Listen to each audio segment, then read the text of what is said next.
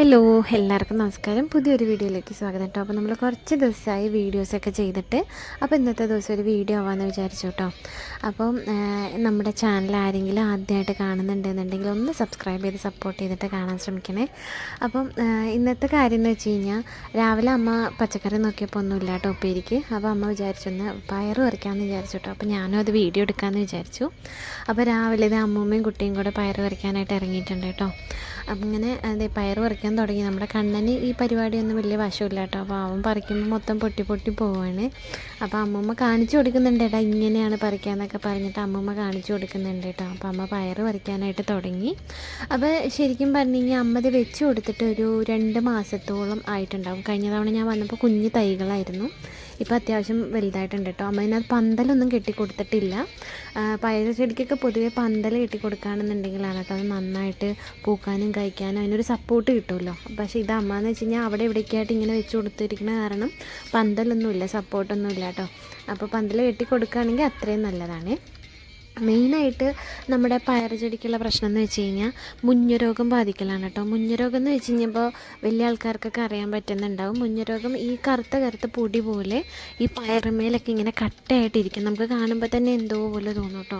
അപ്പോൾ അതാണ് ശരിക്കും പറഞ്ഞു കഴിഞ്ഞാൽ മുഞ്ഞരോഗം. പിന്നെ ചിത്രരോഗങ്ങളൊക്കെ വരാറുണ്ട്. അപ്പോൾ അങ്ങനെയൊക്കെ ചിത്രരോഗം എന്ന് വെച്ച് കഴിഞ്ഞാൽ ഇലയിൽ ഇങ്ങനെ പടം വരച്ചിരിക്കുന്നത് പോലെ വരുന്നതാണ് കേട്ടോ ചിത്രരോഗം. അപ്പോൾ ഇതിനൊക്കെ എന്താ പറയുക, നമ്മൾ ആഴ്ചയിൽ വേപ്പെണ്ണയും സോപ്പും കൂടിയുള്ള വെളുത്തുള്ളിയും കൂടിയുള്ള മിക്സ് നമുക്ക് ചെയ്ത് കൊടുക്കാം കേട്ടോ. അതായത് ഒരു 5-6 അല്ലി വെളുത്തുള്ളി മിക്സിയിലിട്ടൊന്ന് ചതച്ചെടുക്കുക. 1 ലിറ്റർ വെള്ളത്തിൽ അത് അരിച്ചൊഴിക്കുക കേട്ടോ. ഈ ചതച്ചെടുത്ത വെളുത്തുള്ളി അരിച്ചൊഴിക്കുക. എന്നിട്ട് 5 ml വേപ്പെണ്ണ പ്ലസ് ഒരു കുഞ്ഞു സ്പൂൺ 1 സ്പൂൺ സോപ്പ് കേട്ടോ.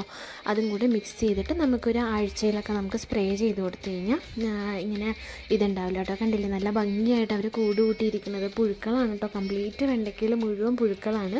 ഒരുപാടുണ്ടായിരുന്നു കേട്ടോ. ഞാൻ കുറച്ചൊക്കെ പറിച്ച് കളഞ്ഞു, പക്ഷേ എന്നിട്ട് രക്ഷയില്ല. അവിടെ ഇവിടെയൊക്കെ ആയിട്ട് എല്ലാത്തിലും ഉണ്ട് കേട്ടോ. എല്ലാം ചുരുട്ടി കൂട് കൂട്ടിയിരിക്കുന്നുണ്ട്.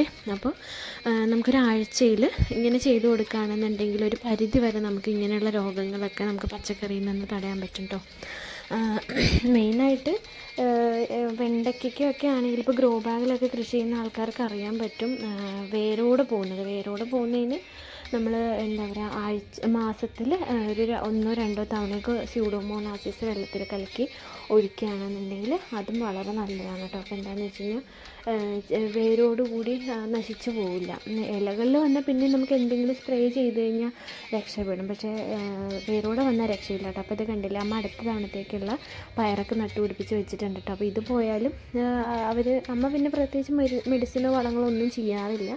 മണ്ണിൽ കിട്ടുന്ന വളങ്ങൾ മാത്രമേ ഉള്ളൂ കേട്ടോ. അപ്പോൾ അടുത്ത തവണത്തേക്കുള്ള പയറ് തൈകളെല്ലാം മുളച്ച് പൊങ്ങി വന്നിട്ടുണ്ട്.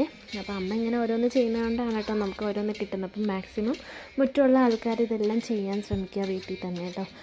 ചെയ്യുന്നുണ്ടാവും, ഞാൻ പറയേണ്ട കാര്യമില്ല, എന്നിരുന്നാൽ പോലും പറഞ്ഞു എന്നുള്ളൂ. അപ്പോൾ ഒരു ഉപ്പേരിക്കുള്ള പയർ നമുക്ക് കിട്ടിയിട്ടുണ്ട് കേട്ടോ. അപ്പോൾ ഇന്നത്തെ വീഡിയോ നമ്മുടെ ഇത്രയേ ഉള്ളൂ. ഇഷ്ടപ്പെട്ടിട്ടുണ്ടെങ്കിൽ എല്ലാവരും ഒന്ന് സബ്സ്ക്രൈബ് ചെയ്ത് സപ്പോർട്ട് ചെയ്യുന്നത്. Thank you so much. അടുത്ത വീഡിയോ കാണാം. Bye bye.